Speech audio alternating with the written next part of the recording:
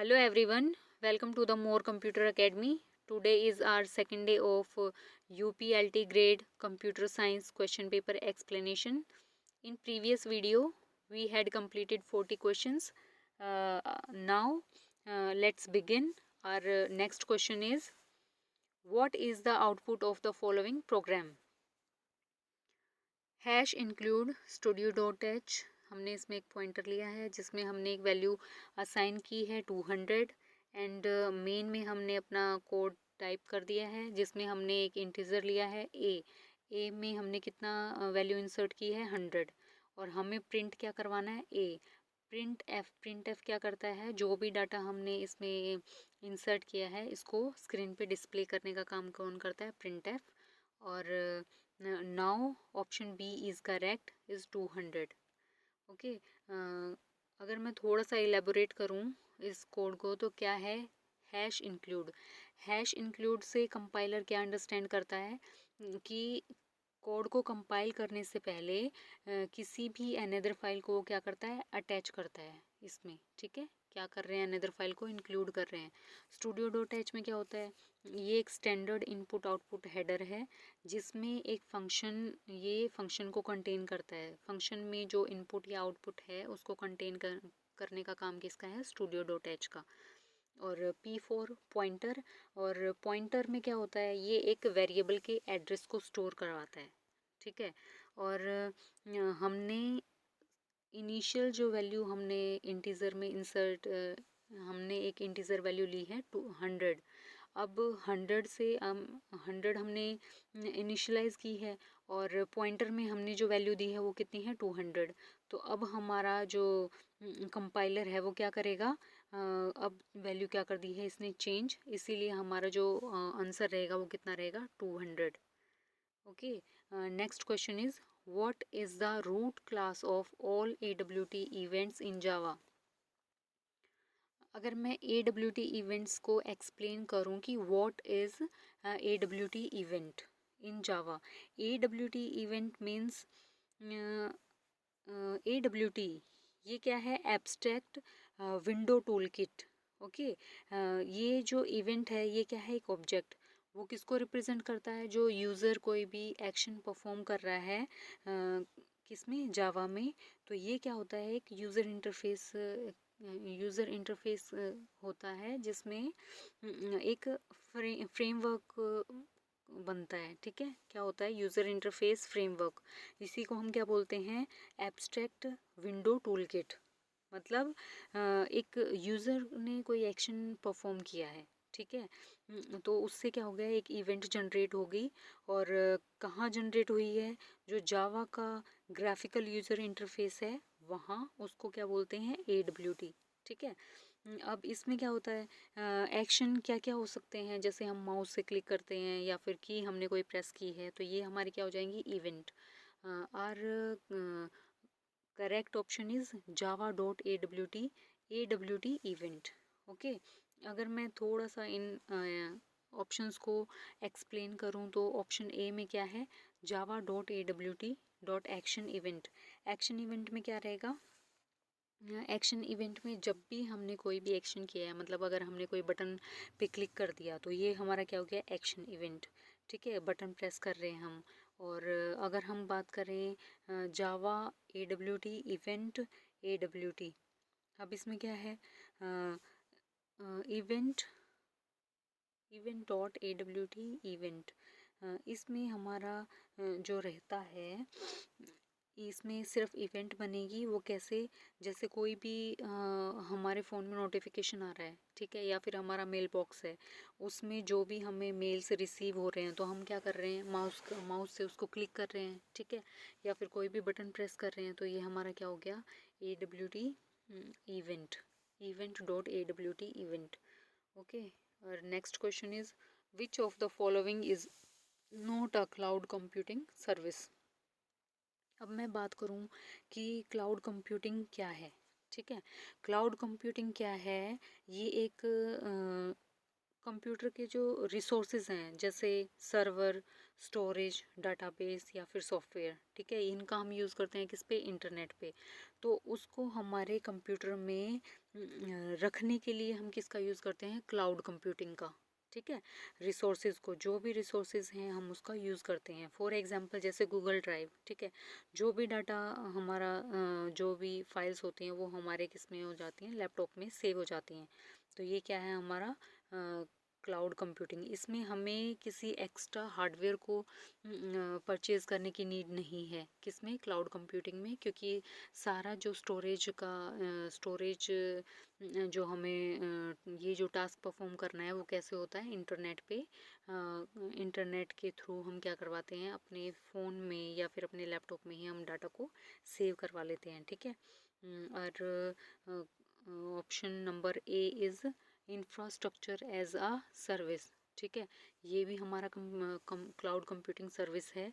And PaaS भी हमारा क्या है, एक cloud computing service. Software as a service, ये भी हमारा क्या है, cloud computing service. And option D is correct, type as a service, ये क्या है, एक सर्वाइस है, बट ये किसका पार्ट नहीं है, क्लाउड कंप्यूटिंग का।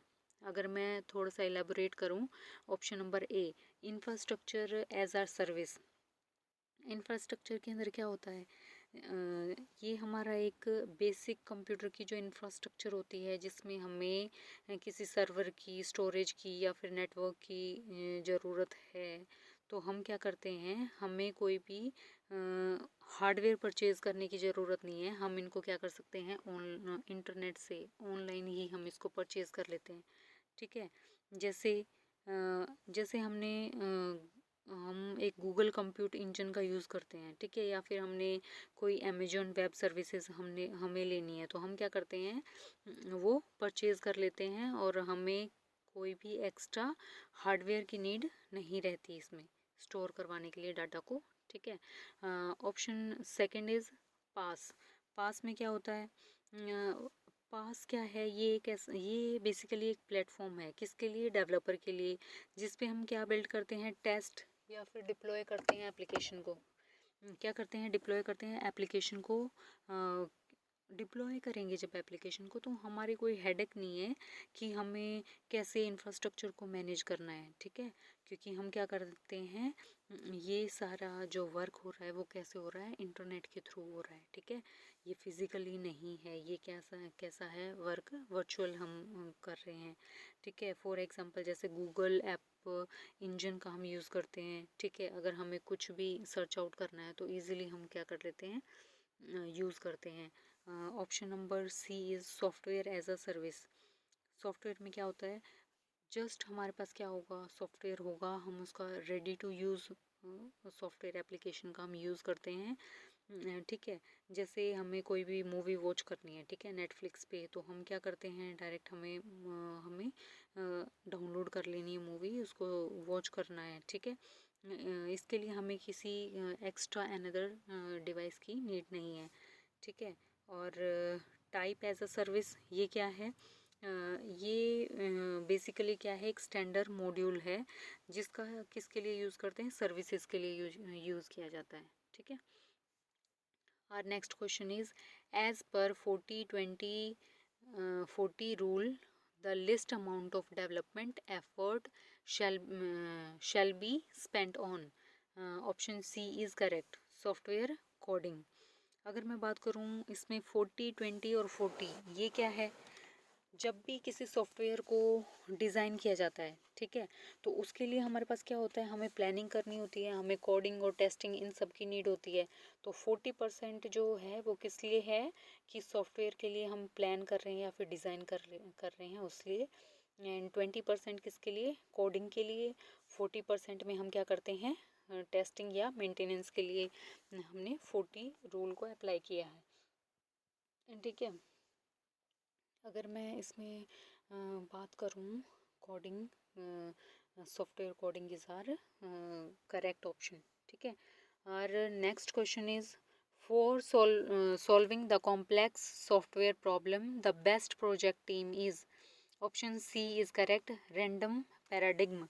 इसमें क्या होता है, इसमें अगर मैं क्लोज्ड पैराडिग्म की अगर हम बात करें तो इसमें जैसे हमारे पास कोई टीम है, ठीक है, उसको बहुत ही स्ट्रिक्टली हमने स्ट्रक्चर किया है या फिर कंट्रोल करके रखा हुआ है, ठीक है। अगर मैं एक एग्जांपल लूँ, जैसे हमारी क्लासरूम है हमारा, ठीक है, उसमें अगर टीचर हर चीज़ टीचर डिसाइड करे तो वो कैसा हो जाएगा, स्ट्रिक्ट हो जाएगा। कैसा स्ट्रक्चर हो जाएगा, स्ट्रिक्ट, मतलब क्लोज्ड हो जाएगा वो। तो ये क्या है, closed paradigm. And option second is open paradigm. Open में क्या होता है, ये बहुत ही फ्लेक्सिबल रहता है। इसमें हम क्या करते हैं, कोलैबोरेट, मतलब वर्क को बहुत ही शेयरिंग आइडियाज़ को, या फिर हम अपने आइडियाज़ को बहुत ओपन तरीके से क्या कर सकते हैं, शेयर कर सकते हैं। और जैसे अगर मैं एग्जांपल लूँ तो ग्रुप डिस्कशन इसका एक क्या है, बेस्ट एग्जांपल है ओपन पैराडिग्म का, ठीक है। रैंडम पैराडिग्म में क्या होता है, इसके अंदर जैसे जो भी मेंबर हैं, ठीक है, वो फ्रीली अपना जो वर्क है, क्रिएटिविटी है, उसको क्या करते हैं, टीम में हर एक मेंबर को अलाउ करते हैं कि वो अपना क्या कर सके, फ्रीली उसमें अपनी क्रिएटिविटी को क्या कर सके, वो प्रेजेंट कर सके, ठीक है। अगर एक एग्जांपल लें, जैसे कि हम अगर एग्जांपल लेते हैं, जैसे हमें कॉम्प्लेक्स प्रॉब्लम है कोई भी, अगर हमें उसको सॉल्व आउट करना है तो हमें क्या करना होगा, टीम वर्क के थ्रू उस चीज़ को बहुत ही इजीली सॉल्व करना है, ठीक है। वो हमारा क्या होगा, रैंडम पैराडिग्म। और option number D is synchronous paradigm. Synchronous में क्या रहेगा, कि इसमें जो परफेक्ट कोऑर्डिनेशन की बात करते हैं, ठीक है, किसकी, परफेक्ट कोऑर्डिनेशन की। और इसका जो स्ट्रक्चर रहेगा वो क्या रहेगा, सिंपल रहेगा। फॉर एग्जांपल सिंक्रोनस में क्या है, अगर मैं एक एग्जांपल लूँ, जैसे एक ग्रुप है, ठीक है, उसमें उसमें ग्रुप में क्या कर रहे हैं, मेंबर्स डांस कर रहे हैं, ठीक है, तो सभी क्या करेंगे, एक सेम स्टेप को फॉलो करते हैं, तो वो किसका एग्जांपल है, सिंक्रोनस पैराडिग्म का, ठीक है। Our next question is SCM stands for. SCM stands for option B is correct. Software configuration management. What is software configuration management? If I am talking about SCM, SCM क्या है, इसमें software configuration management. इसमें क्या होता है, ये एक process है जिसमें हम क्या करते हैं, ट्रैक करते हैं और कंट्रोल करते हैं किसको, चेंजेस को। जैसे ही हमें कोई सॉफ्टवेयर बनाना है, ठीक है, तो उसकी डेवलपमेंट में हमें बहुत सारी चीज़ों को क्या करना होता है, चेंज करना होता है, कंट्रोल करना होता है। तो इसलिए हम क्या है ये अपना SCM, ठीक है। कॉन्फ़िगरेशन में क्या होता है कि हम क्या कर रहे हैं, अरेंज करने का, डाटा को क्या कर रहे हैं, करने का काम कर रहे हैं, ठीक है। डिफरेंट डिफरेंट पार्ट पे हम क्या कर रहे हैं, सेटअप बना रहे हैं डाटा को स्टोर करने के लिए। मैनेजमेंट में क्या रहेगा, हमें डाटा को कैसे ऑर्गेनाइज करना है, कैसे हमें उसको कंट्रोल करना है, तो ये हमारा किसका पार्ट हो जाएगा, मैनेजमेंट का, ठीक है। और next question is which of the following is not a software process quality, ठीक है। Option A is correct, productivity. क्या आएगा, प्रोडक्टिविटी।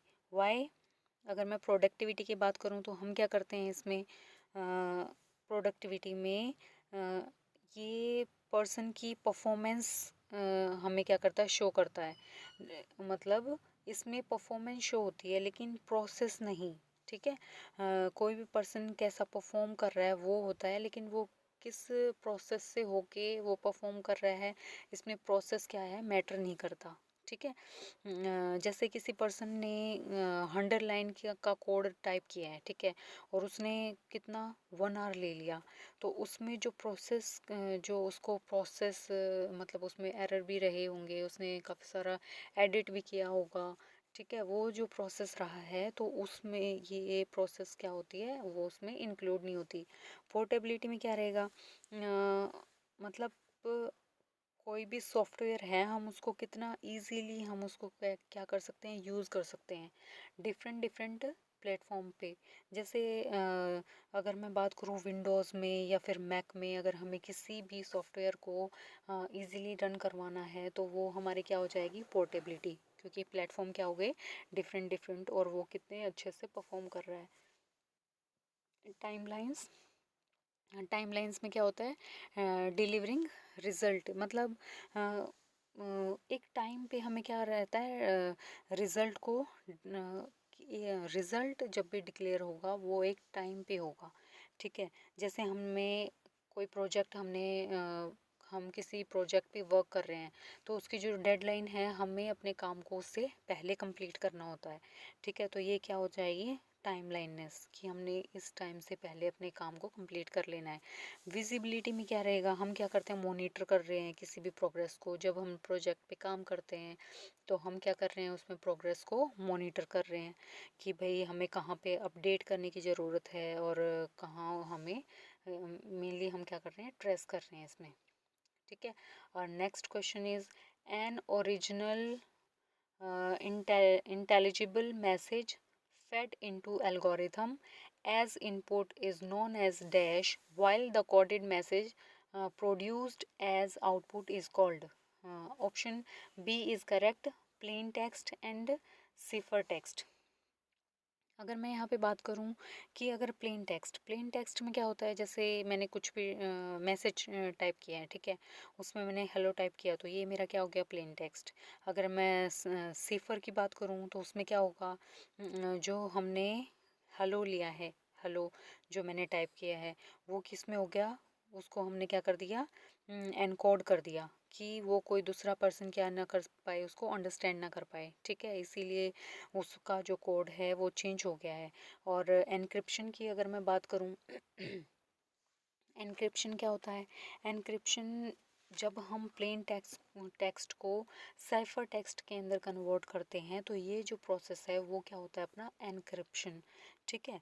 एनक्रिप्शन में क्या रहेगा, हमारा जो मैसेज है, जैसे मैंने कोई अपना मैसेज मैंने अपने फ्रेंड के पास ड्रॉप किया है तो वो क्या हो जाएगा, एनक्रिप्ट, एनक्रिप्ट मतलब वो लॉक हो गया है, ठीक है।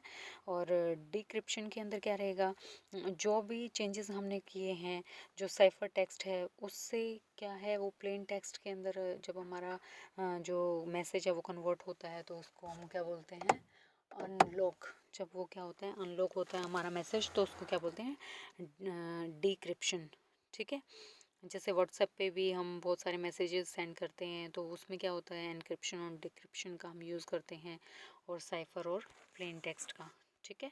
तो option B is correct. and IPsec is designed to provide the security at the IPsec IPsec is designed to provide the security at the network layer. What it is network layer, option B is correct। Okay, अगर मैं बात करूँ application layer की तो application layer क्या, इसका function क्या होता है कि सॉफ्टवेयर है, ठीक है। जैसे ब्राउज़र है या फिर ईमेल है तो ये हमारा क्या है, एप्लीकेशन लेयर पे हम इससे अपने डाटा को क्या करते हैं, ये ये एप्लीकेशन लेयर के अंडर आता है, ठीक है। एप्लीकेशन लेयर के थ्रू हम क्या करते हैं, अपने डाटा को अपना डाटा रिसीव और सेंड कर रहे हैं, ठीक है। जीमेल या फिर क्रोम हो सकता है। और next layer is, it is a transport layer. Transport layer में क्या रहेगा, एंड टू एंड कम्युनिकेशन रहता है। क्या, एंड टू एंड, इसमें हम कौन से प्रोटोकॉल का यूज़ करते हैं, टीसीपी और यूडीपी का, ठीक है। मैसेज को अगर हमें सेंड करना है कंप्यूटर्स के बीच में तो हम क्या करते हैं, ट्रांसपोर्ट लेयर का यूज़ करते हैं, ठीक है। Next is network layer. Network layer क्या करता है, हमें मतलब पैकेट्स को डिलीवर करने का काम किसका रहता है, नेटवर्क लेयर का, ठीक है। जो भी हमने डाटा सेंड किया है अलग अलग डिफरेंट डिफरेंट नेटवर्क में, उनका IPsec जो है वो अलग अलग रहता है, तो उस डाटा को उसके डेस्टिनेशन तक पहुंचाने का काम क्या है, नेटवर्क लेयर का। और अब हम बात करते हैं सेशन लेयर की। तो सेशन लेयर में क्या होता है, ये एक मैनेज करता है, एक कनेक्शन बना के रखता है सेशन के थ्रू। जैसे हमने लॉगिन किया या फिर लॉग आउट किया, लॉगिन करने के बाद हमने वहाँ पे किसी भी साइट पे वर्क किया है, ठीक है, जितनी देर तक भी, तो उसमें डाटा का की कनेक्टिविटी बनी रहती है। और जैसे ही हमारा काम कंप्लीट हुआ तो हम क्या कर देते हैं, लॉग आउट। तो ये हमारा क्या हो गया, सेशन लेयर यहाँ पे वर्क परफॉर्म कर रही है। तो next question is, which is the public key cryptographic algorithm among the following. Option A is correct, Diffie Hellman key agreement protocol. ये क्या है अपना, अगर मैं बात करूँ पब्लिक की, ठीक है, पब्लिक की क्रिप्टोग्राफिक, इसमें हम क्या करते हैं, टू कीज़ का यूज़ करते हैं। One is public and another is private, ठीक है। जैसे फॉर एग्जांपल, जैसे हमारे पास क्या है, मेल बॉक्स, ठीक है। हम क्या कर रहे हैं, कोई किसी को भी मेल ड्रॉप करते हैं, ठीक है, तो हमने उसमें क्या किया, पब्लिक की का यूज़ किया है। बट जो मेल को ओपन कर रहा है वो क्या कर रहा है, वो किस की का यूज़ करता है, वो प्राइवेट की होती है, ठीक है। जब भी मेल को ओपन करते हैं तो वो किसके थ्रू होता है, प्राइवेट की के थ्रू, ठीक है। अगर डिफ़ी हेलमन की का हम बात करें तो ये क्या है, अपना एक मेथड होता है जिसमें हम डाटा को बहुत ही सिक्योर वे में एक्सचेंज कर सकते हैं। किसमें, एक पब्लिक चैनल पे। जैसे हमारा व्हाट्सएप है, ठीक है, उस पे हमारा जो डाटा हम एक्सचेंज कर रहे हैं वो बहुत ही क्या होता है, सिक्योर होता है। और ये जो चैनल हम इसमें यूज़ कर रहे हैं वो कौन सा होता है, पब्लिक, ठीक है। की जनरेशन एल्गोरिथम, इसमें क्या होता है, हम कीज़ को क्रिएट करते हैं, ठीक है। बट ये नेसेसरी नहीं है कि हम पब्लिक की सिस्टम का ही यूज़ करेंगे। हम यहाँ पे कोई भी रैंडम यूज़ कर सकते हैं, ठीक है, कोई भी की।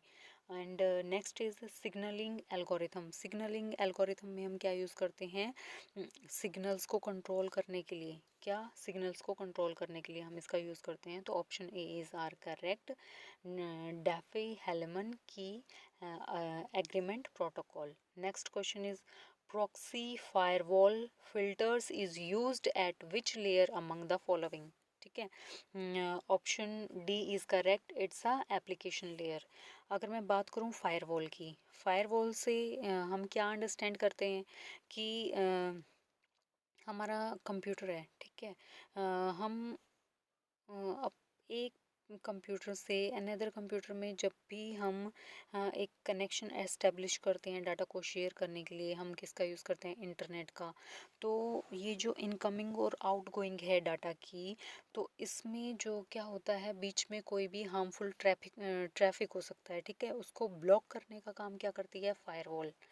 कौन करता है उसको ब्लॉक, जो हार्मफुल जो ट्रैफिक है उसको कंट्रोल करने का काम फायरवॉल का होता है। तो प्रॉक्सी फायरवॉल क्या है, ये बेसिकली क्या है, एक मिडल मैन की तरह काम करता है, ठीक है, यूज़र के और इंटरनेट के बीच में, ठीक है। हम क्या कर रहे हैं, फ़िल्टर कर रहे हैं डाटा को, किसके थ्रू, एप्लीकेशन लेयर के थ्रू फ़िल्टर करेंगे डाटा को। जैसे मेल कंटेंट है या फिर वेबसाइट एड्रेस है, ये सब किसके थ्रू होता है, एप्लीकेशन लेयर के थ्रू, ठीक है। अगर मैं बात करूँ नेटवर्क लेयर की, तो नेटवर्क लेयर में क्या होता है, जितनी भी कंप्यूटर हैं उनका जो आईपी एड्रेस है, ठीक है, और उसकी जो रूटिंग होती है डाटा के पैकेट्स को, उनको हैंडल करने का काम किसका होता है, नेटवर्क लेयर का।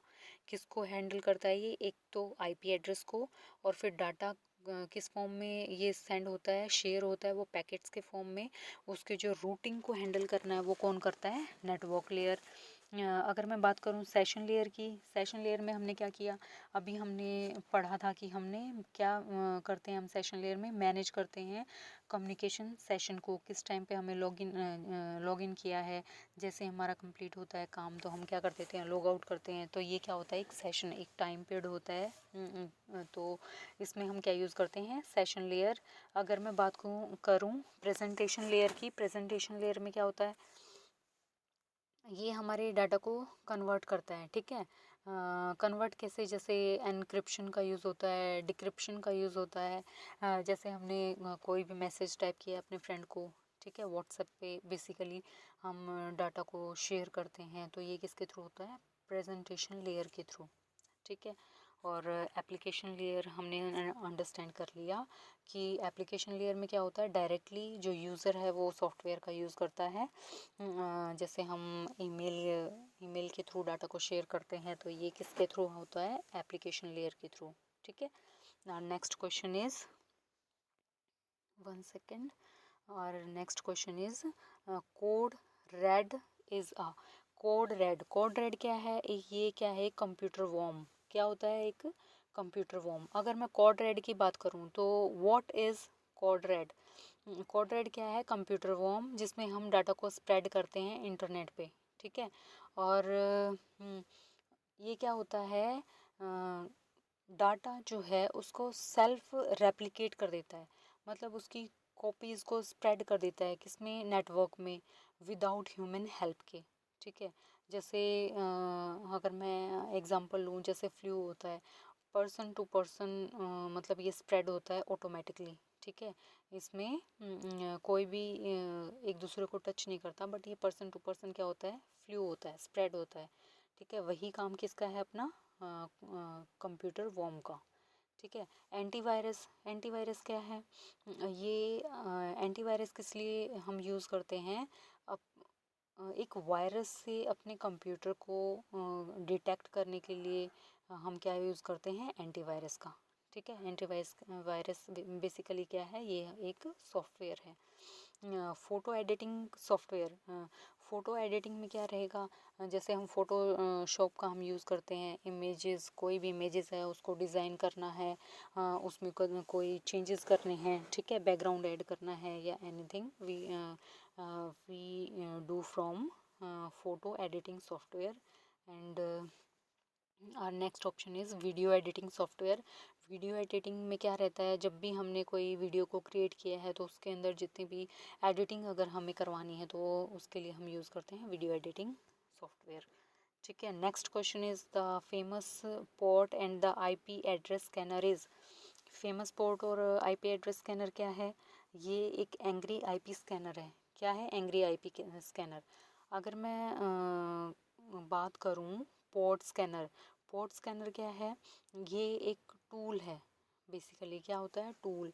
जब हम कंप्यूटर्स को ओपन करते हैं या फिर क्लोज करते हैं तो उस टाइम पे क्या होता है, कम्युनिकेशन जो डोर है वो ओपन और क्लोज होता है, इसी को हम बोलते हैं पोर्ट स्कैनर, ठीक है। Port scanner, IP address scanner में क्या रहेगा, कोई भी हमारा जो डिवाइस है, कोई भी कंप्यूटर है, अगर वो नेटवर्क में अगर वो एक्टिव है तो उसका आईपी एड्रेस चेक करने के लिए हम किसका यूज़ करते हैं, आईपी एड्रेस स्कैनर का, ठीक। और एंग्री आईपी स्कैनर क्या होता है, लाइट वेट टूल, ये क्या है, लाइट वेट टूल है जिसका हम यूज़ करते हैं नेटवर्क में, और ये हमारे डिवाइस को डिटेक्ट करता है और नेटवर्क के साथ कनेक्ट करता है, और ये हमारा क्या हो जाएगा, angry IP scanner, okay. If I am talking about Snort, what is Snort, Snort क्या है, नेटवर्क जिसमें इंट्रूशन जो होता है, इंट्रूशन को क्या करता है, ये डिटेक्ट करता है, ठीक है। नेटवर्क के अंदर कोई भी इंटरप्शन हो रहा है उसको डिटेक्ट करने का काम किसका है, स्नोट का। एंड एटर कैप में क्या है, ये एक मिडल एक वे हो सकता है, जैसे कोई अटैक कर रहा है या फिर नेटवर्क में स्निफिंग हो रही है, तो किस में तो हम किसका यूज़ करते हैं, ईटर कैप का, ठीक है, किसका यूज़ करते हैं, Ettercap, option B is correct. Now come to the next question is the term in which a person is continuously chases by another person or a graph of a several people is known as, option C is correct, is stalking, okay। what is stalking, stalking basically क्या है, ये क्या है, unwanted और अनरिपीटेड, क्या है, unwanted या फिर रिपीटेड, जैसे हम ऑनलाइन कुछ भी कंटेंट वॉच कर रहे हैं, ठीक है, वो अनवांटेड भी है और फिर भी हम उसको क्या कर रहे हैं, वॉच आउट करते जा रहे हैं, तो ये क्या होता है, स्टॉकिंग होता है, ठीक है। सोशल मीडिया का हम यूज़ करते हुए तो बहुत सारी चीज़ें हम क्या करते हैं, स्क्रॉल करते रहते हैं। ये हमारे लिए क्या होती है, अनवांटेड भी हैं, और हम बार बार इसको रिपीट करते हैं तो ये हमारी क्या हो जाएगी, स्ट्रॉलिंग, स्टॉकिंग। क्या हो जाएगी, स्टॉकिंग। एंड साइबर स्टॉकिंग में क्या रहेगा, जैसे हम ईमेल का यूज़ करते हैं, सोशल मीडिया का यूज़ करते हैं, तो ये हमारा किस फॉर्म में आ जाएगा, साइबर, किस फॉर्म में आता है ये अपना, cyber स्कॉटिंग, cyber stalling, cyber stalling. Sorry, if I elaborate the options, option A is fishing. Fishing में क्या होता है, अगर हम किसी भी पर्सन को ट्रैक कर रहे हैं, ठीक है, कोई भी किसी भी पर्सन की अगर सेंसिटिव इंफॉर्मेशंस है वो अगर हमें शेयर करनी है तो हमें क्या करना है, उसके ऊपर पासवर्ड का हमने यूज़ किया है, ठीक है। तो इसमें क्या होगा, इसमें क्या रहता है, मतलब ये जो सेंसिटिव इंफॉर्मेशंस हैं उसको ट्रिकिंग करने का काम करता है। क्या करने का, ट्रिकिंग करने का। जैसे हमारे पास फेस ईमेल, जो फेक ईमेल है वो अगर हमारे अकाउंट पे आ जाते हैं तो फिर ये क्या होता है, ओटीपी वगैरह आस्क करने का जो वर्क है ये किसका होता है, फिशिंग के थ्रू होता है। बुलिंग में क्या रहेगा, बुलिंग में इंटेंशनली वो हमें क्या करते हैं, हर्ट करते हैं, ठीक है, किसी भी पर्सन को क्या करके, पब्लिकली ऑनलाइन वे में हम इसका यूज़ करते हैं, हम इसको बोल सकते हैं bullying. And stalking, stalking, stalking में कंटिन्यूसली हम क्या करते हैं, ऑब्जर्व कर रहे हैं, किसी चीज़ को मॉनिटर कर रहे हैं, ट्रैक कर रहे हैं, ठीक है, तो ये हो जाता है stalking, stalking. Identity theft, identity theft में क्या होगा, stealing someone personal information to commit fraud. हमने क्या किया इसमें, पर्सनल जो इन्फॉर्मेशन है उसको कमिट किया है फ्रॉड वे में, ठीक है। तो our next question is memory resident virus is also called. Memory resident virus, ये बेसिकली क्या है, मेमोरी रेजिडेंट वायरस, ये एक ऐसा वायरस है जो हमारी कंप्यूटर मेमोरी में हाइड रहता है, ठीक है, और वो हमारे प्रोग्राम्स को या फाइल्स को क्या कर देता है, इन्फेक्ट कर देता है, और इसी को हम क्या बोलते हैं, memory resident virus. Step okay, option A is correct, is stealth virus, ठीक है। स्टेल्थ वायरस में क्या रहता है, ये हिडन प्रेजेंस रहता है हमारे सिस्टम के अंदर, ये टूल्स में भी हो सकता है, ठीक है, हम इसको स्टेल्थ वायरस बोलते हैं। And next option is multipartite virus. Multipartite में क्या रहता है, ये बूट सेक्टर जो हमारा है, जो फाइल्स हैं उनको इन्फेक्ट करता है। And Trojan virus, Trojan virus में क्या रहता है, ये हमारे सिस्टम को ही हार्म करता है बेसिकली, ठीक है, कोई भी प्रोग्राम है उसको किसी भी अनदर फॉर्म में ये हमें प्रेजेंट होता है और ये हमारे सिस्टम के लिए हार्मफुल होता है। एंड जॉम्बी वायरस क्या है, जॉम्बी वायरस में ये हमारा बूटनेट को क्या करता है, अटैक करता है, ठीक है, जिससे हमारा कंप्यूटर क्या हो जाता है, इन्फेक्ट हो जाता है, ठीक है। और next question is which of the following is not a part of built in security of the JVM। Okay, our correct option is B, servlet, सर सर्वलेट्स, सर्वलेट्स क्या है, servlets. If I am talking about JVM, what is JVM, JVM क्या है, Java virtual machine, ठीक है। अगर हमें जावा के प्रोग्राम को सेफली सिक्योरली अगर हमें रन करना है तो हम क्या करते हैं, JVM का यूज़ करते हैं, ठीक है। और क्लास लोडर, क्लास लोडर क्या होता है, जावा में जो भी क्लासेस हम यूज़ करते हैं, ठीक है, उनको सिक्योर करने का काम किसका होता है, क्लास लोडर का। ये जो भी इलीगल जो भी वर्क हैं, फाइल्स हैं, उनसे हमें क्या करता है, प्रिवेंट करने का काम करता है, ठीक है। सर्वलेट्स क्या होता है, सर्वलेट्स में ये जो वेब से हम रिक्वेस्ट सेंड करते हैं, ठीक है, जैसे क्लाइंट है, क्लाइंट सर्वर को रिक्वेस्ट सेंड कर रहा है, तो उसको हैंडल करने का काम किसका होता है, सर्वलेट का, ठीक है। बाइट कोड वेरीफायर, वेरीफायर ये क्या होता है, कोड को चेक करने का काम किसका होता है, बाइट कोड वेरीफायर, ठीक है।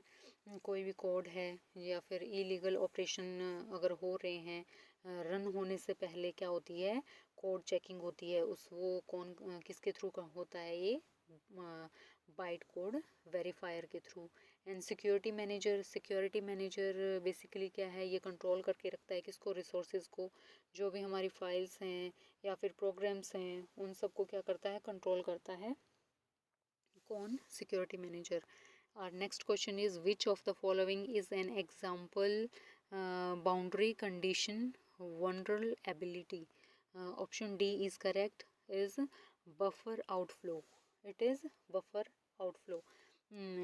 If I explain boundary condition vulnerability, what it is, ये क्या है, कोडिंग में जो एरर अक्कर होता है, ठीक है, ये किससे हैपन हो रहा है, सॉफ्टवेयर के थ्रू, क्योंकि हमने क्या नहीं करा, प्रॉपर तरीके से डाटा की लिमिट्स क्या नहीं करी हमने, लिमिट्स को चेक नहीं किया। जब हम डाटा की लिमिट को चेक नहीं करते हैं तो इससे क्या होता है, कोडिंग में एरर अक्कर होता है, ठीक है। ये हमारा क्या हो जाएगा, बाउंड्री कंडीशन वल्नरेबिलिटी, ओके। और नेक्स्ट ऑप्शन इज़, अगर मैं बात करूँ बफर ओवरफ्लो, बफर ओवरफ्लो में क्या रहता है, जैसे हमारे पास कोई फाइल है या फिर कोई प्रोग्राम है, ठीक है, अगर हमें उसमें कुछ और डाटा को स्टोर करवाना है तो हमें क्या करेंगे, ये क्या होता है, बफर, मतलब हम टेम्पररली किसी भी डाटा को हम क्या कर रहे हैं, स्टोर करवा रहे हैं या फिर हैंडल करवा रहे हैं, तो उसको हम क्या बोलते हैं, बफर ओवरफ्लो, ठीक है। एंड वीक पासवर्ड में क्या होता है, अगर पुअर पासवर्ड, अगर हमने पुअर पासवर्ड दिया है अपनी किसी भी फाइल को, तो ये क्या होता है, अनसिक्योर रहेगा। एसक्यूएल इंजेक्शन में क्या रहेगा, ये बेसिकली क्या है, क्या होता है, मैलिशियस जो क्वेरीज होती हैं वो क्या होती हैं, इसमें इंजेक्ट होती हैं, इंसर्ट होती हैं, ठीक है, किसमें, डाटाबेस के अंदर। तो ये हमारा क्या है, SQL injection. And cross site scripting, cross site scripting में जब भी हमने कोई स्क्रिप्ट को इंसर्ट किया है किसी भी वेब पेज में, तो ये क्या होता है, cross site scripting. And our next question is utility used to specify who is allowed to connect connect to a service over the network along who is not is called is sorry, option B is correct, option B is correct, TCP wrappers, TCP wrappers, okay. What is TCP wrappers?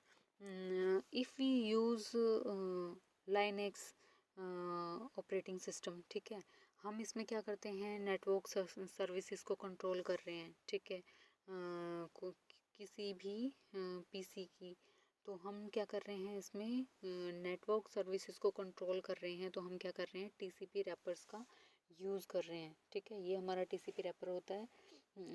अगर मैं बात करूँ TCP cell, ये एक real tool नहीं है, ठीक है, और टीसीपी रैपर एक हमारा सिक्योरिटी टूल होता है जो बहुत ही रिस्ट्रिक्ट होता है नेटवर्क को एक्सेस करने के लिए। एंड आईपी रैपर्स क्या है, आईपी रैपर्स कोई टर्म होती नहीं है एक्चुअली, एंड आईपी सेल भी एग्जिस्ट नहीं करती, ठीक है, ये कोई भी टर्म होती नहीं है अपने कंप्यूटर में। HIPAA इज़ रैकेटेड टू, ये किसको रैकेट करता है, हेल्थ को, किसको, हेल्थ को। तो HIPAA का इसका मीन्स क्या है, health insurance portability and accountability act, ठीक है, ये क्या है अपना, health insurance portability and accountability act, okay. Our next question is which of the following term is used to describe a threat origin and the path it tail to reach our target. Option D is correct, is threat vector. Threat vector, threat vector basically क्या है, ये एक इसको हम क्या बोल सकते हैं, एक मेथड बोल सकते हैं, ठीक है, जिसका हम किस लिए यूज़ करते हैं, जैसे किसी हैकर ने इसका यूज़ किया है, अगर सिस्टम के ऊपर अटैक हो रहा है तो हम किसका यूज़ करते हैं, थ्रेट वेक्टर का, ठीक है।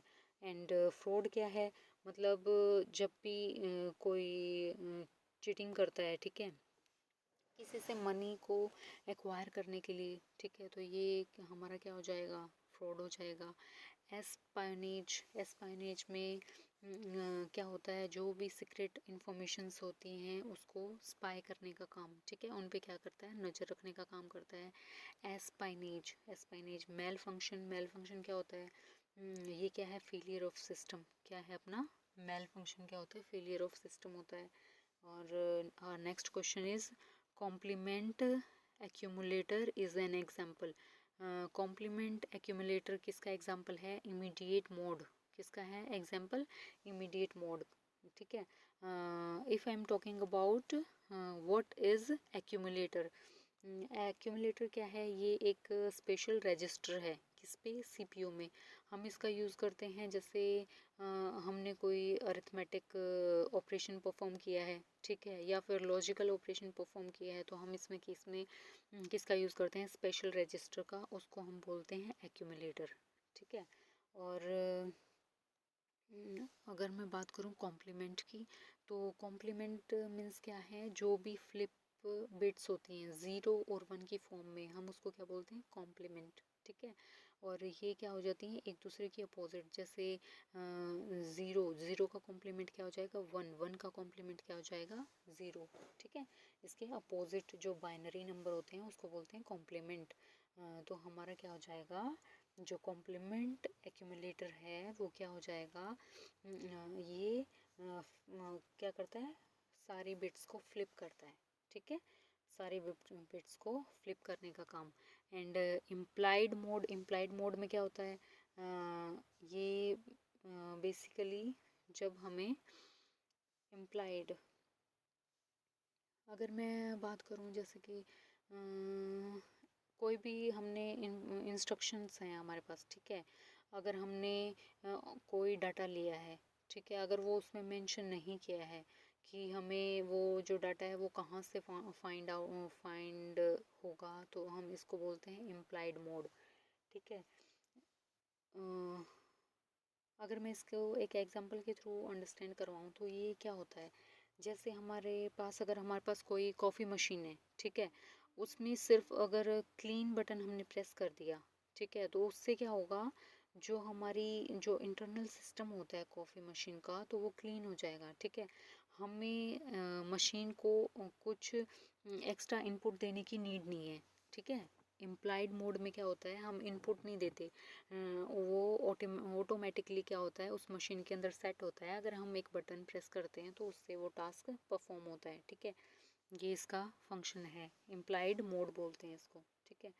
और next question is in a binary mean heap containing n numbers, the largest can be found in time. Option A is correct, theta n, theta n. What it is, binary heap, binary heap क्या है, ये एक tree based data structure है, ठीक है, जिसमें parent node होती है और जो मिनिमम हीप या फिर larger heap than its child, ठीक है, मतलब पेरेंट्स जो नोड है वो चाइल्ड से स्मॉलर भी हो सकती है और बिगर भी हो सकती है। मिनिमम हीप में क्या रहेगा, स्मॉलेस्ट एलिमेंट रहते हैं टॉप में, ठीक है, और लार्जेस्ट एलिमेंट में क्या रहेगा, ये जो हीप ऑर्गेनाइज करती है किससे, मिनिमम टू मैक्सिमम थिंग्स को। ओ एन मतलब ये एक लीनियर टाइम को शो करता है, मतलब हमें क्या करना है, सारे के सारे एलिमेंट्स को चेक करना है, ठीक है, क्या करना है, सारे एलिमेंट्स को चेक करना है लीनियर टाइम में, तो हमने क्या कर दिया, सारे एलिमेंट्स को चेक किया है, ठीक है। ओके, और next question is how many bytes are required for encoding 200 bits 200 bits को अगर हमें एनकोड करना है तो कितनी बाइट्स की नीड होगी? 25 बाइट्स। इट्स अ मिसप्रिंट हो गया है, सॉरी। It's a 25 bytes. ठीक है, option D is correct. How 1 byte is equal to कितना होता है? 8 बिट्स। ठीक है, तो अगर 200 बिट्स हैं, अगर हम उसको 8 से डिवाइड करेंगे तो हमारा जो ऑप्शन जो आंसर आएगा वो क्या आएगा? 25 बाइट्स। तो हमारा जो आंसर रहेगा इसमें 25 बाइट्स रहेगा। Next question is which of the following is not a logical database structure? Option D is chain. Chain क्या है? एक लॉजिकल डाटा स्ट्रक्चर नहीं है। ठीक है, अगर मैं बात करूँ ट्री, ट्री का जो स्ट्रक्चर रहता है वो कैसा रहता है? हायरार्किकल। ठीक है, उसमें लेवल रहता है, level above, below and similar level पे जो नोड हैं वो रहती हैं। ठीक है, रिलेशन में ये टेबल फॉर्मेट को शो करता है। ठीक है, डेटाबेस में हम बेसिकली इसका यूज़ करते हैं। और नेटवर्क में जैसे हमें बहुत सारे मतलब मैनी कंप्यूटर्स को कनेक्ट करना है, लिंक करने का काम किसका है? नेटवर्क का। और चेन में बेसिकली क्या होता है? ये लिंक करने का काम करता है, डेटाबेस स्ट्रक्चर ये नहीं है। ठीक है, लिंक करने का काम क्या करता है ये? Which of next question is which of the following table contain the primary information in the data warehouse? Option D is correct, fact table. What it is? Fact table.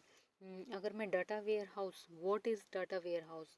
बहुत ही big database होता है जिसमें हम बहुत ही large या फिर अपना हिस्टोरिकल डाटा होता है उसको स्टोर करवाते हैं, उसको एनालाइज करवाते हैं। तो ये हमारा क्या है? Data warehouse. ये बहुत ही बिग डाटाबेस है जिसमें हम हिस्टोरिकल डाटा को क्या करते हैं? स्टोर करवा रहे हैं या फिर उसको एनालाइज करते हैं। ठीक है, फैक्ट टेबल में क्या होता है? हमें मेज़र करना होता है डाटा को। ठीक है, जैसे अभी रिसेंटली क्या है, अपनी दिवाली आएगी। ठीक है, दिवाली आएगी तो उस पर जो सेल्स हैं, प्रॉफिट वगैरह का जो डाटा स्टोर करेंगे, तो ये किसका एग्जांपल हो जाएगा? अपना फैक्ट टेबल का। ठीक है, डाटा को किस फॉर्म में? एक फैक्ट के फॉर्म में हम यूज़ करते हैं। ठीक है, डायमेंशन टेबल में क्या होता है? डायमेंशन टेबल में सपोज कि जैसे कस्टमर है, ठीक है, उसने कोई प्रोडक्ट परचेज़ किया है तो प्रोडक्ट का नेम या फिर इस टाइप का जो भी डाटा हमें स्टोर करना है वो किस में होगा? डायमेंशन टेबल में। ठीक है, फैक्ट जो भी हमारा फैक्ट था, जैसे हमने सेल लगाई है उसमें जो भी प्रोडक्ट सेल आउट होगा तो उसका जो फैक्ट डिटेल्स है वो हम किस में? डायमेंशन टेबल में स्टोर करते हैं, जैसे अपना प्रोडक्ट का नेम। ठीक है, और company and all details. And lookup table में क्या रहता है? हमें क्या करना है? एक मैप के थ्रू, एक रेफरेंस के थ्रू डाटा को हमें एनालाइज करना है। तो लुकअप टेबल के अंदर रहेगा मैप के फॉर्म में हमारा डाटा सेव रहेगा। ठीक है, और next question is which one of the following array represent a binary max map? If I am talking about what is heap. Heap क्या है? ये एक स्पेशल काइंड है किसका? बाइनरी ट्री का। हम इसको यूज़ करते हैं डाटा की स्ट्रक्चर के लिए। और इसमें जो डाटा स्टोर होता है वो किस फॉर्म में होता है? एरे फॉर्म में। किस में? एरे के फॉर्म में। ठीक है, तो हमारा हीप क्या हो गया? ये एक बाइनरी ट्री का क्या है? एक बाइनरी ट्री का टाइप है। और हम इसको डाटा को स्ट्रक्चर करने में यूज़ करते हैं। और जो हम स्टोर करवाएंगे वो किस फॉर्म में करवाएंगे? एरे के फॉर्म में डाटा को स्टोर करवाएंगे। ठीक है, इसके 2 रूल्स होते हैं। एक होता है मैक्स हीप और एक होता है मीन हीप। मैक्स हीप में क्या रहता है? जो हमारा पेरेंट्स नोड रहेगा वो क्या रहेगा? वो हमारा चाइल्ड से लार्जर रहेगा और इक्वल भी हो सकता है। ठीक है, और मीन हीप के अंदर क्या रहेगा? जो हमारा चाइल्ड है वो पेरेंट्स से क्या रहेगी? उसकी वैल्यू ज़्यादा रहेगी या फिर वो उसके इक्वल रहेगा। किसमें? मीन हीप में। ठीक है, और अगर मैं एग्जांपल लूँ, here option C is correct. Here option C is correct. कैसे? जैसे हमने 25 है। ठीक है, हमारा क्या हो गया? ये पेरेंट नोड हो गया। ठीक है, इसके जो अपना लेफ़्ट में क्या है 14 और राइट में हमने ले लिया 16, ठीक है। तो ये दोनों क्या हो गए अपने हमारी जो पेरेंट्स नोड है वो क्या हो गई, ज़्यादा हो गई 14 और 16 से, ठीक है। उसके बाद हम सेम ऐसे करेंगे कि अब जो हमारा 14 और जो 16 है ऐसे ही हम क्या करेंगे, इसके चाइल्ड बनाएंगे, ठीक। और हमें जो चाइल्ड की वैल्यू जो रखनी है वो पेरेंट्स से कम रखनी है, ठीक है। तो हमारी जो कंडीशन फुलफिल हो रही है वो किसमें, सी में फुलफिल हो रही है। तो option C is correct. And our next question is RMI stands for, RMI क्या है, option B is option C is correct, retail method invocation. Retail method invocation क्या है, रिटेल मेथड इन्वोकेशन। इसमें बेसिकली क्या होता है, ये एक जावा टेक्नोलॉजी है। क्या है, जावा टेक्नोलॉजी। जो भी हमारा वन कंप्यूटर है उसमें किसी भी मेथड को अगर हमें कॉल करवाना है, ठीक है, जहाँ पे हमारी ऑब्जेक्ट लोकेटेड है, किसी ऑब्जेक्ट कहाँ लोकेटेड है, किसी अनदर कंप्यूटर में, और हमें वन कंप्यूटर में हमें किसी मेथड को कॉल करना है, तो इसमें जो हम यूज़ करते हैं टेक्नोलॉजी वो होती है जावा टेक्नोलॉजी, ठीक है। फॉर एग्ज़ाम्पल जैसे हम वीडियो कॉल करते हैं तो ठीक है, हम उसमें क्या कर रहे हैं, किसी पर्सन को क्या कर रहे हैं, कॉल कर रहे हैं, ठीक है। तो उससे क्या होगा, जो पर्सन है वो कहीं दूर हमसे क्या है, हमसे काफ़ी डिस्टेंस पे है, और हम कहीं अलग प्लेस पे हैं, वो कहीं अलग प्लेस पे है, और उनको कनेक्ट करवाने का काम कौन करवा रहा है, कर रहा है, वीडियो कॉल के थ्रू ये चीज़ें हो रही हैं। तो ये किसका एग्जांपल हो गया, RMI, रिटेल मेथड इन्वोकेशन, ठीक है। और next question is sorry our next question is the following statement of Java program system output print in 2 is equal to 2.0 satisfy to which among the following. Option A is correct, it's a prints true. क्या है, it's a prints true. Okay, next question is the indicates that the subscriber identify in the certificate has sole control and access to the private key. Option D is correct. Option D is correct. Public key certificate. Okay. If I am talking about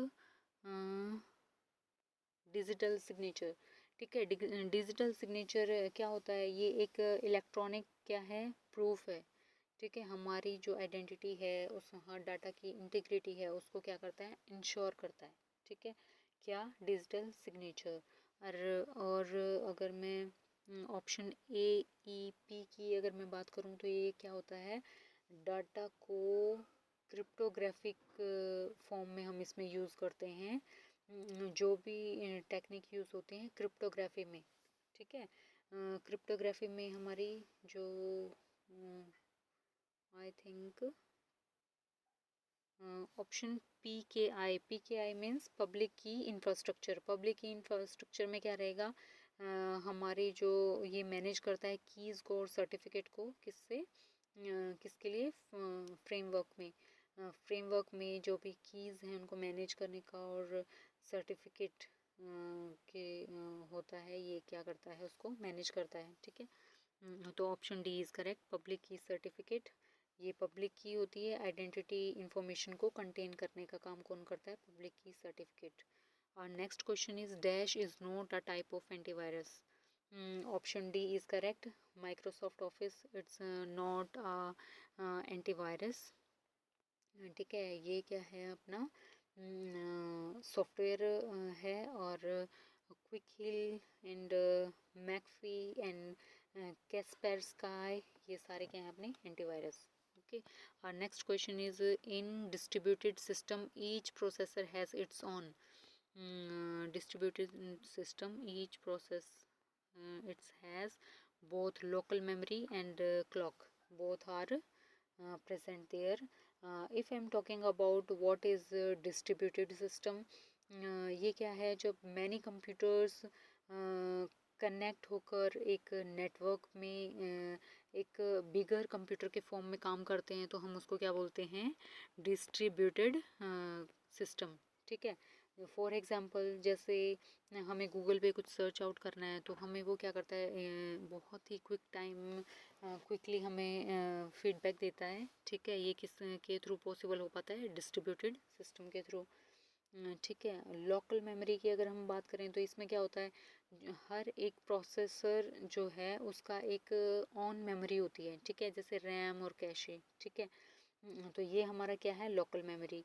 अगर हम clock की बात करें तो क्या रहेगा, ये हमेशा जित जो भी अपने डिवाइसेस हैं, कंप्यूटर्स हैं, उनकी इंटरनल क्लॉक होती है, जिसमें वो क्या करते हैं, ट्रैक करते हैं टाइम को, कि कितने टाइम में हमारा टास्क जो है परफॉर्म हुआ है, ठीक है। उसके लिए हम क्लॉक का यूज़ करते हैं। तो option C is correct, both local and clock. Our next question is, on algorithm is used for consensus.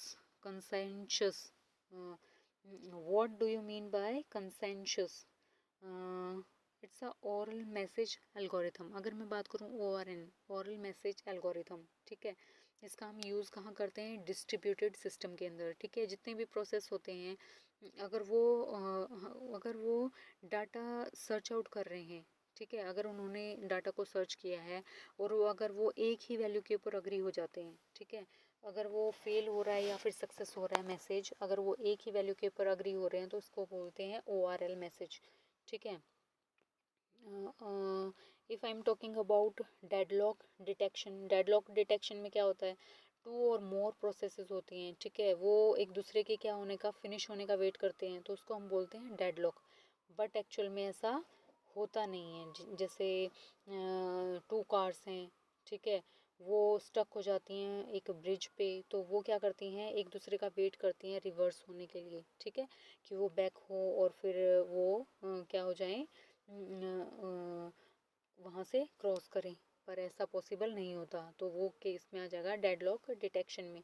अगर मैं बात करूँ म्यूचुअल एक्सक्लूजन, ये क्या है म्यूचुअल एक्सक्लूजन में, ये एक प्रोसेस है जिसमें हम रिसोर्सेज को शेयर करते हैं एक टाइम में, ठीक है, एक पर्टिकुलर टाइम में एक ही प्रोसेस के थ्रू हम रिसोर्सेज को शेयर करते हैं, तो वो हमारा क्या है, म्यूचुअल एक्सक्लूजन। कंसेंशियस, जिसमें कंप्लीटली जितने भी डिवाइसेस हैं, अगर वो एक डिसीजन पे अग्री हो जाते हैं, हम इसको बोलते हैं कंसेंशियस, ओके। और next is leader election. Leader election basically ये क्या है, लीडर इलेक्शन, हम इसमें क्या करते हैं, नोड को सिलेक्ट करते हैं, ठीक है।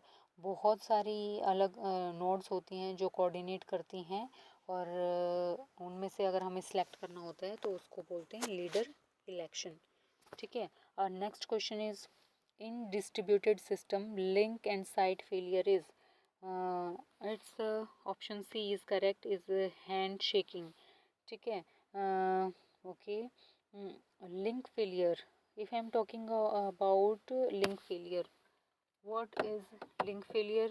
नेटवर्क कनेक्शन जब ब्रेक हो जाता है सिस्टम के बीच में, तो वो क्या हो जाता है, लिंक फेलियर, ठीक है। अगर मैं साइट फेलियर की बात करूँ तो वो क्या होता है, जब कंप्लीट हमारा जो सिस्टम है या फिर हमारा कंप्यूटर है, अगर वो वर्क करना अगर वो बंद कर देता है, तो हम उसको बोलते हैं साइट फेलियर, ठीक है।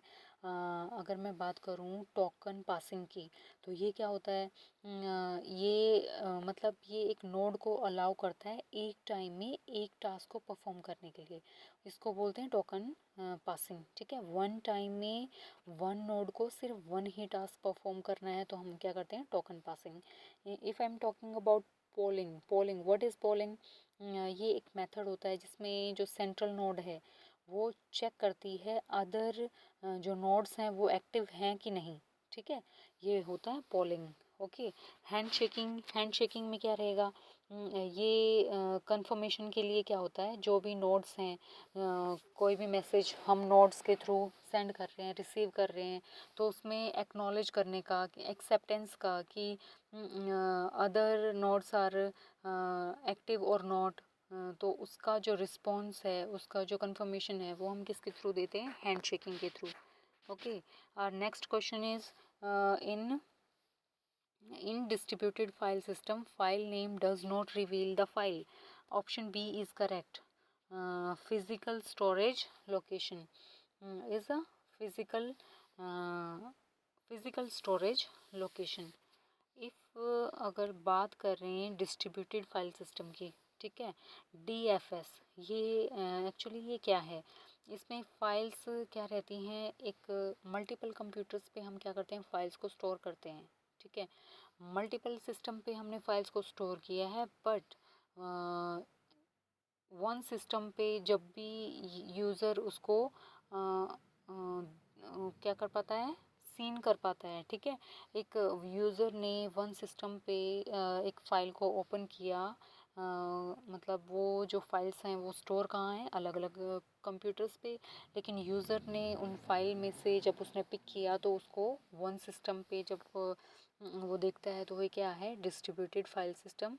अगर मैं बात करूँ लोकल नेम की, लोकल नेम मीन्स कोई भी वेरिएबल का नेम हो सकता है, ठीक है, उसका हम बोल सकते हैं local. And physical storage location, physical storage location में क्या रहेगा, जैसे हमारा गूगल ड्राइव है, ठीक है, गूगल ड्राइव में हम जो भी फ़ोटो को या किसी भी चीज़ को ओपन करते हैं तो वो क्या हो जाता है, ओपन हो जाता है, तो ये क्या है, फिज़िकल स्टोरेज लोकेशन, जहाँ पे हम डाटा को स्टोर करवा सकते हैं, ओके। और next question is which of the following is incorrect for atomic commit protocol to solve a variation of the consensus problem? Option C is correct, is validity. इसमें atomic commit protocol what it is, ये एक किस में हम use करते हैं, distributed database में, ठीक है, इसका एटॉमिक कमिट प्रोटोकॉल का हम यूज़ करते हैं जितनी भी साइट्स हैं, अगर वो कमिटेड हैं या फिर वो अबॉर्टेड हैं, ठीक है, जब या तो हमारा जो हम जो डाटा शेयर कर रहे हैं इसमें, ठीक है, अगर तो वो कंप्लीटेड है या फिर डाटा कभी कभी फेल हो जाता है, जो ट्रांजैक्शन है वो फेल होती है, तो ये सब क्या है, एटॉमिक कमिट प्रोटोकॉल के थ्रू हमें विजिबल होता है, ठीक है। And next is termination. Termination में क्या होता है, कंप्लीट जो प्रोसेस होती है वो क्या हो जाती हैं, टर्मिनेट हो जाती हैं। जब हम टर्मिनेट होना मतलब पूरी जो कंप्लीट जितनी भी इवेंट्स थी उन वो सब ने क्या कर चुके हैं, वो कंप्लीट हो चुके हैं, उनकी प्रोसेस क्या है, कंप्लीट हो चुकी है। अग्रीमेंट में क्या रहेगा, अग्रीमेंट में जैसे जितनी भी साइट्स हैं, ठीक है, बहुत सारी साइट्स का हम यूज़ करते हैं डाटा को सर्च आउट करने के लिए, तो उस टाइम पे जब हमें एक रिज़ल्ट हमें मिलता है तो हम उसको बोलते हैं अग्रीमेंट, ठीक है। और वेरिफिकेशन में क्या रहेगा, हम वेरीफाई करते हैं प्रोसेस जो है, इवेंट्स जो है वो करेक्ट है कि नहीं, तो ये किसका पार्ट हो जाएगा, वेरिफिकेशन का, okay. Next question is number of messages required in Suzuki Kasami algorithm. Option D is correct, O or not, O or N. Suzuki Kasami algorithm. Basically ये क्या है, ये एक म्यूचुअल एक्सक्लूजन का में हम इसका यूज़ करते हैं। जैसे एक प्रोसेस है, एक ही टाइम पे जब हम एक रिसोर्सेज को यूज़ कर रहे हैं तो उसमें हम किसका यूज़ करते हैं, टोकन का, ठीक है। और जैसे अगर मैं बात करूँ, जैसे कोई भी लाइब्रेरी कार्ड होता है ना, किसी भी पर्सन का, जैसे एक पर्सन है, ठीक है, उसके पास कार्ड है तो वो क्या कर सकता है, बुक्स को ले सकता है लाइब्रेरी से, ठीक है। तो ये क्या हो गया, प्रोसेस एक है, एक ही टाइम में हम क्या कर रहे हैं, सिर्फ एक ही रिसोर्सेज के लिए काम कर रहे हैं, ठीक है, हमारे पास एक ही पर्सन के पास वो कार्ड है और वो क्या करेगा, बुक को पिकअप कर लेगा, ठीक है। और next question is the algorithm which is prone to deadlock is, which is prone to deadlock is option number A is correct, Mikawa's algorithm. What it is, Mikawa's algorithm. अगर मैं बात करूँ डेडलॉक की, तो डेडलॉक क्या होता है, जब दो या दो से ज़्यादा जो प्रोसेसेस हैं, ठीक है, वो एक दूसरे का वेट करती हैं, ठीक है, कंप्लीट होने का, तो फिर वो क्या होता है, डेडलॉक अक्कर होता है तब, क्योंकि क्या हो रही हैं, दो प्रोसेसेस हैं, टू या टू से ज़्यादा जो हैं वो एक दूसरे का जब वेट कर रही होती हैं, हम उसको क्या बोलते हैं, डेडलॉक। ओके। और मिकावा एल्गोरिथम ये क्या है, कोई भी प्रोसेस है, ठीक है, उसके लिए जो परमिशन हमें लेनी होती है, ठीक है, उसको बोलते हैं मिकावा एल्गोरिथम। किसी भी प्रोसेस को, हर एक प्रोसेस को अगर हमें क्या हो रही है, प्रोसेस के लिए परमिशन मिल रही है, तो वो क्या है, मिकावा। ओके। एंड इसमें जो रिकेट रिकेट एग्रावल एल्गोरिथम, इसमें क्या होता है, यूज़र क्या कर रहा है, रिक्वेस्ट कर रहा है और उसको उसके मैसेज का रिप्लाई मिल जाता है, ठीक है। जैसे रिकेट एग्रावल के अंदर क्या रहता है, जैसे सेंडर ने एक मतलब जो क्लाइंट है वो उसने रिक्वेस्ट करा डाटा को लेने के लिए, ठीक है, सर्वर के पास, सर्वर ने वो जो डाटा है उसको प्रोवाइड किया है। तो ये जो साइमल्टेनियसली वन टाइम में जो प्रोसेस हो रही है वो क्या है, रिकेट एग्रावल एल्गोरिथम का यूज़ करते हैं और इसमें डेडलॉक नहीं होता, ठीक है। डेडलॉक को ये क्या करता है, अवॉइड करता है। अगर मैं बात करूँ लैम्पोर्ट्स एल्गोरिथम की, लैम्पोर्ट में हम किसका यूज़ करते हैं, टाइम के लिए हम इसका यूज़ करते हैं, ठीक है, टाइम स्टैम्प के लिए हम यूज़ करते हैं लैम्पोर्ट एल्गोरिथम का। इसमें भी क्या होता है, डेडलॉक अवॉइड करने के लिए हम इसका यूज़ करते हैं लैम्पोर्ट एल्गोरिथम का, ठीक है। और next question is, signal processor software is expected to operate for the 91.05 days after repair and the mean software repair time is expected to be 5 minutes, then the availability of a software is, here answer is 99.9962%. Option D is correct. Okay. Okay. Our next question is, software debugging is known as, software debugging is known as finding and correcting error in a program, error in a program code, ठीक है। Debugging में क्या करते हैं, हम क्या करते हैं, किसी भी एरर को फाइंड करते हैं, ठीक है, या फिर हम उस एरर को क्या करते हैं, सॉल्व करने की ट्राई करते हैं, वो होता है अपना डीबग, ठीक है। तो option C is correct. Which is the availability of a software which the following reliability figure, mean time between failure MTBF is equal to 25 days, mean time to repair MTTR is equal to 6 hour. Now option D is correct, 99.9. Okay. How can we calculate it? If I take MTBF अपना क्या है, इसमें 25 days लग रहे हैं, MTTR को 6 are लग रहे हैं, तो हमने क्या किया, 25 days is equal to 600 hours, ठीक है। अब हमने क्या किया, 600 अपॉन 600 प्लस 6 अगर हम करेंगे तो हमें क्या कैलकुलेशन में हमें क्या मिलेगा, 99.09। Okay, 99.09. Our next question is, in the object oriented design of software, object have, option A is correct, attribute and name only, ठीक है। Object oriented design of software, OOD, basically ये क्या है, जब हमें डिज़ाइन करना होता है ऑब्जेक्ट्स को, उसके उसके जो स्मॉल पार्ट्स हैं, उसके बिहेवियर को अगर हमें डिज़ाइन करना है तो उसके लिए हम क्या यूज़ करते हैं, ऑब्जेक्ट ओरिएंटेड डिज़ाइन। ओके।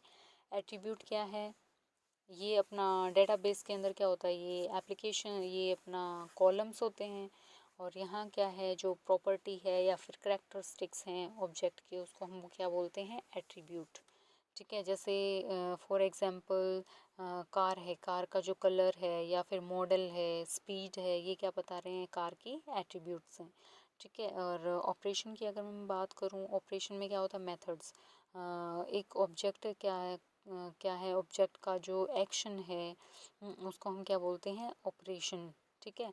जैसे कार क्या होती है, स्टार्ट हो रही है, स्टॉप हो रही है, या फिर हम उसको एक्सेलरेट कर रहे हैं, ये जो फंक्शन परफॉर्म हो रहे हैं इनको हम बोलते हैं ऑपरेशंस, ठीक है। और नेक्स्ट क्वेश्चन इज, और next question is which of the following testing techniques ensure that the software run correctly after the changes during maintenance? Option D is correct, regression testing.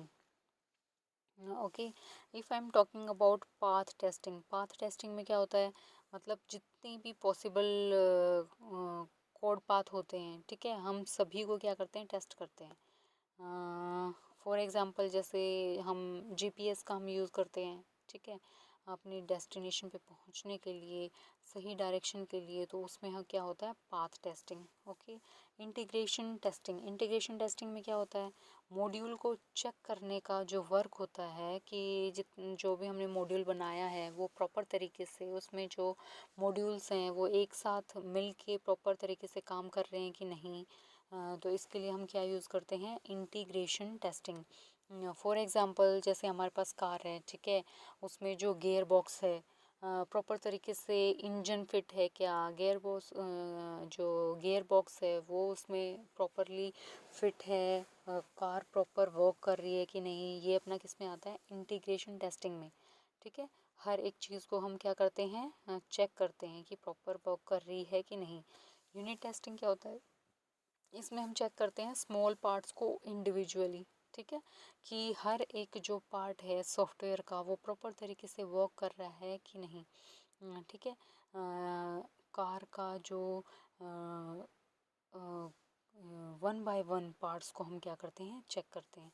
Regression testing में क्या होता है, repair और हम update करते हैं rest of the system. ठीक है, हम क्या कर रहे हैं, जो भी अपडेशन का काम होता है या फिर हमें उसमें कुछ चेंजेस की ज़रूरत है, मेंटेन करने की ज़रूरत है सॉफ्टवेयर को, तो हम ये किसके थ्रू करते हैं, रिग्रेशन टेस्टिंग के थ्रू. ठीक है.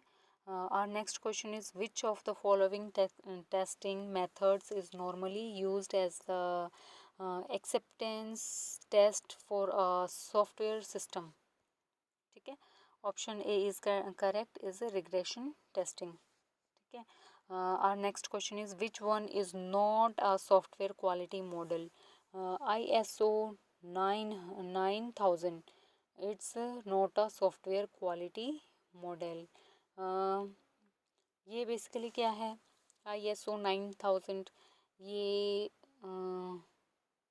जनरल क्वालिटी मैनेजमेंट है. ठीक है, जिसका हम ऑलमोस्ट यूज़ करते हैं स्कूल्स में या हॉस्पिटल में, हम इस सॉफ्टवेयर का क्या यूज़ करते हैं. मैककॉल मॉडल का ये एक ऐसा सॉफ्टवेयर है जिसमें हम रिलायबिलिटी पे, मेंटेनेंस पे फोकस करते हैं. ठीक है. ओके, मतलब हम इजीली किसी सॉफ्टवेयर को अपडेट कर सकें उसके लिए हम किसका, मैककॉल मॉडल का यूज़ करते हैं.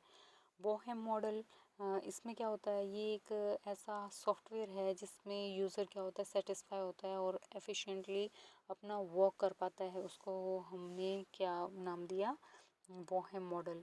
एंड ISO 9126 ये एक इंटरनेशनल स्टैंडर्ड होता है सॉफ्टवेयर की क्वालिटी का. क्या है, इंटरनेशनल स्टैंडर्ड है जो सॉफ्टवेयर की क्वालिटी को बताता है. ठीक है.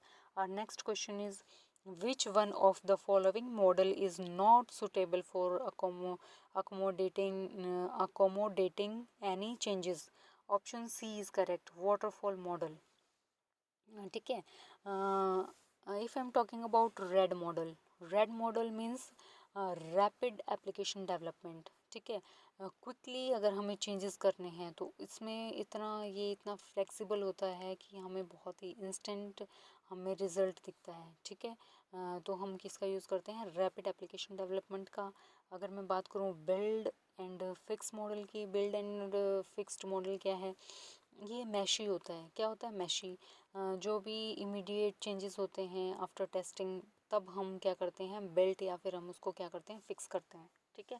वाटरफॉल मॉडल में क्या होता है, अगर हम एक प्रोसेस से गो थ्रू हो चुके हैं, सेकंड स्टेप पे आ गए, तो हम क्या नहीं कर सकते, रिवर्स नहीं कर सकते. अगर हमें कोई भी अपडेट करना है या फिर कोई एरर अकर हो गया है तो उसके लिए हमें रिवर्स जाके उस टास्क को परफॉर्म करने को अलाउ नहीं करता. क्या, waterfall model. And prototype model में क्या होता है, हमें कंटिन्यूसली फीडबैक देता है और हम इसमें इजीली अपडेट कर पाते हैं किसको, प्रोटोटाइप मॉडल को, ठीक है। और next question is which of the following stage is not the part of project management process. Option B is correct, second, third and fourth, project execution, project design and project testing. These are not the part of project management process. Okay. Our next question is, let P, Q, R are languages if P and R are regular, and if P, Q is equal to R, then option C is correct. Q needs not to be regular. Okay. Next question is, a point P51 is rotated by 90 about a pivot point 22. What is the coordinate of the new transformed point P? It's option A is correct, 3 and 5. Option A is correct, 3 and 5. जब भी हमें कोई भी pivot है, अगर उसको 90 degree पे rotate करवाना है, तो हम इसके लिए जो रोटेशन का जो वैल्यू हम लेते हैं, इसमें हम क्या लेते हैं, 3 and 5. क्या लेते हैं, 3 and 5. Which of the following is the source coding technique. Source coding technique में क्या रहता है, source code technique, Huffman coding basically क्या है, जैसे हमने क्या किया, डाटा को कॉम्प्रेस किया है, ठीक है। और कॉम्प्रेस, जब हम डाटा को कॉम्प्रेस करते हैं तो इसका जो कोड होता है वो क्या हो जाता है, शॉर्ट हो जाता है, ठीक है। तो हम इसको क्या बोलते हैं, हुफमैन कोडिंग, ठीक है। और after that is arithmetic coding. Arithmetic coding के अंदर हमने क्या किया, मैथमेटिकली जो भी डिफरेंट ऑपरेशंस हम परफॉर्म कर रहे हैं तो हम उसको क्या करते हैं, कॉम्प्रेस कर देते हैं। रन लेंथ कोडिंग में भी हमने क्या किया है, हम रिप्लेस करते हैं रिपीटेड जो डाटा होता है उसको रिप्लेस करने के लिए, जैसे 5 टाइम हमें ए को प्रेस करना है तो A5 हम लिख सकते हैं। DPCM के अंदर हम क्या यूज़ करते हैं, साउंड और इमेजेस को कॉम्प्रेस हम करते हैं DPCM के थ्रू, ठीक है। This is all our first option is correct, Huffman coding. Okay. Next question is, the sum of the minimum and maximum number of the final state in a DFA having n state is, option B is correct, n plus 1. Mean final state इसमें वो क्या है, is equal to 1, ठीक है। मतलब हमें क्या होना चाहिए, एटलीस्ट 1 वैल्यू तो हमें मिलनी चाहिए। मैक्सिमम कितना हो सकता है, n, ठीक है। मैक्सिमम जो स्टेट रहेगा वो कितना रहेगा, n। तो हमारा जो सम रहेगा वो कितना आ जाएगा, S sum is equal to n plus 1, ठीक है। ये और next question is, the following grammar is और option C is correct, context sensitive. Context sensitive, ठीक है। If I am talking about context free means क्या है कि ये रूल्स पे डिपेंड नहीं होता, ठीक है। ये किस पे डिपेंड होता है, सिम्बॉल्स पे। क्या होता है इसमें, इसकी जो सराउंडिंग में सिम्बल्स होते हैं और ये रूल्स पे डिपेंड नहीं करता। क्या, कॉन्टेक्स्ट फ्री, ठीक है। रेगुलर में हम क्या करते हैं, रेगुलर में ये बहुत ही सिंपल होता है, राइट और लेफ़्ट अगर हमें लीनियर रूल को अप्लाई करने के लिए हम इसका यूज़ करते हैं। एंड कॉन्टेक्स्ट सेंसिटिव किस पे वर्क करता है, रूल्स के ऊपर डिपेंड होता है।